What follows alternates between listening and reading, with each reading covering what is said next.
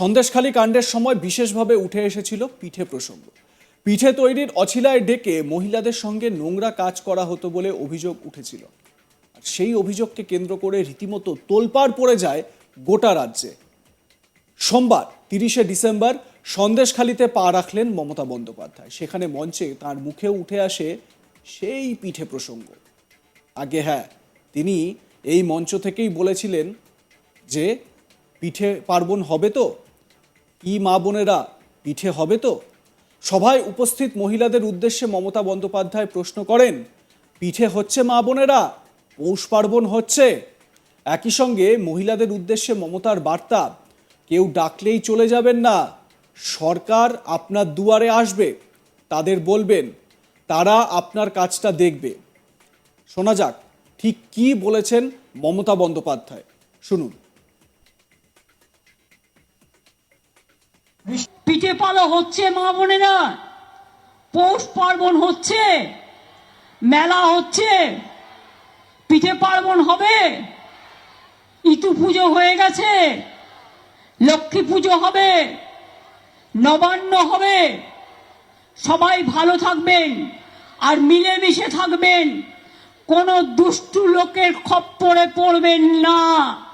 আর মনে রাখবেন, কোনো মেয়েরা কেউ ডাকলেও আর চলে গেল সেটাও যাবেন না।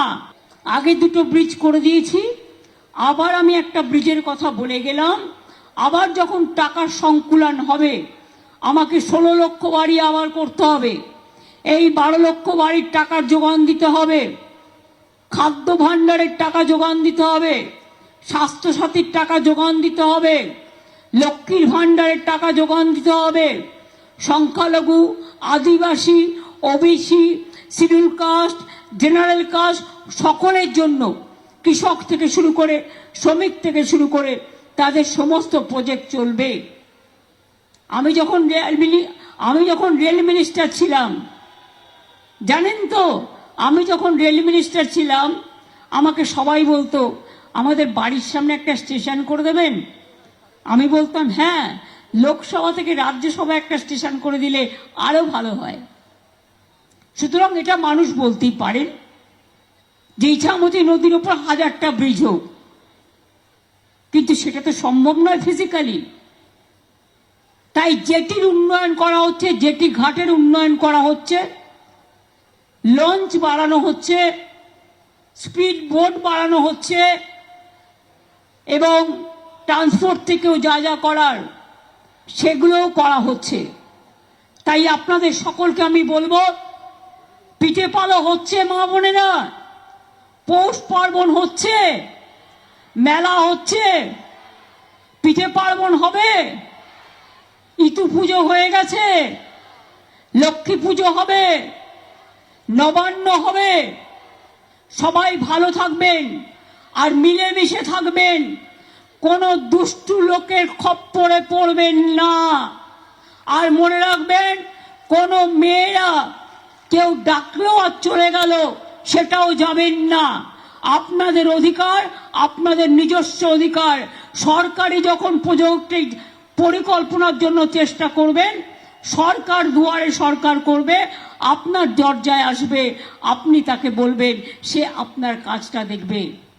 আর যদি কেউ আপনাকে ভুল বোঝায়, মিথ্যে কথা বলে, আমি জানি এখানে অনেক টাকার অঙ্কের খেলা হয়েছে, পরে দেখলেন তো সবটাই ভাওতা। মিথ্যা বেশি দিন চলে না, মিথ্যেটা কিন্তু একদিন প্রকাশ পায়।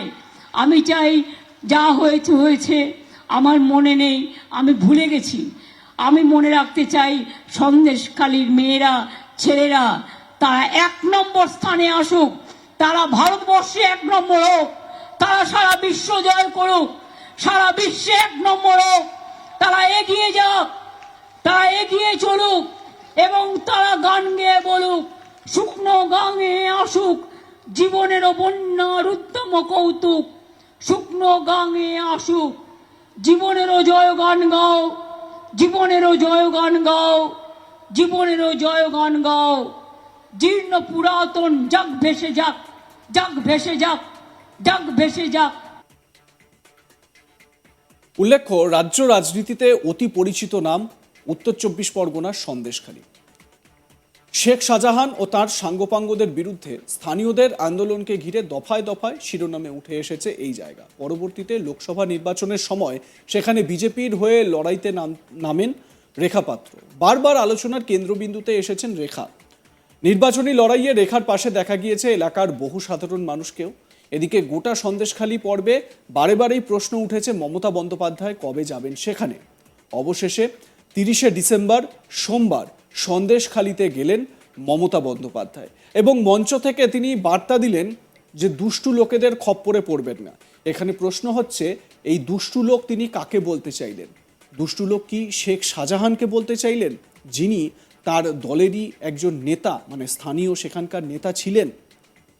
নাকি তিনি দুষ্টু লোক অন্য কাউকে বলতে চাইলেন? মমতা বন্দ্যোপাধ্যায় তার কথায় কিন্তু এটাও বললেন যে এখানে প্রচুর অঙ্কের টাকার খেলা হয়েছে এবং সেই আন্দোলন, সন্দেশখালীর যে আন্দোলন, যেটা রেখা পাত্র এবং সেই সময় সন্দেশখালীর মহিলারা যে আন্দোলন গড়ে তুলেছিলেন, সেই আন্দোলনকে তিনি বলতে চাইছেন যে প্রচুর টাকার খেলা হয়েছে।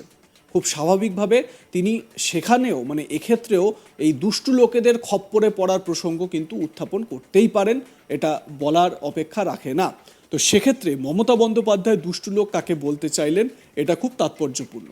প্রসঙ্গত, শুভেন্দু অধিকারী এই সন্দেশখালীতেই পরবর্তী একটি সভা করবেন এবং এই সভা থেকেই শুভেন্দু অধিকারী তার বক্তব্য রাখবেন এবং সেখানে বিজেপির কি অবস্থান, বিজেপির কি কর্মসূচি, সেটাও তিনি তুলে ধরার চেষ্টা করবেন। উল্লেখ্য, শুভেন্দু অধিকারী আগেই বলেছেন যে সন্দেশখালীর ভোট বিজেপির সঙ্গে রয়েছে, সন্দেশখালীর ভোট আমাদের সঙ্গে রয়েছে, সন্দেশখালীর মানুষ আমাদের সঙ্গে রয়েছে।